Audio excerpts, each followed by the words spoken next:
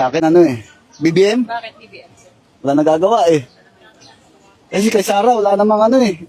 Di mo naman maka-Duterte, di ba? Pilipino lang. Wala man silang ano eh, evidence eh. Puro ano lang eh, sabi-sabi lang eh. Ayoko na si BBM. Sisi ako, siyang binoto. Bakit ma'am? Eh, walang nangyari, lumalala ang bansa, di ba? Una-una, nawala yung kaban ng bayan. O, paano ng mamamayan, di ba?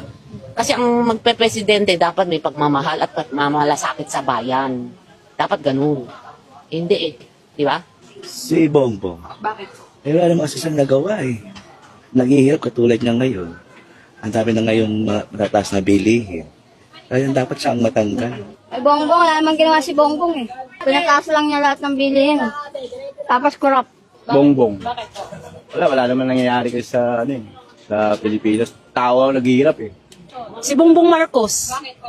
Halatang-halata yung corruption niya, buong administrasyon niya.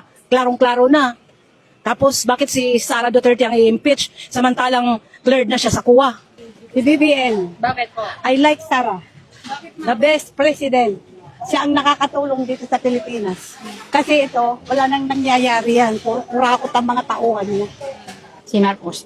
Kasi sa lahat ng nakikita natin sa sa FB, kung saan-saan man sa First Journal, hindi maganda talaga yung pagkakaano niya dito sa buong Pilipinas.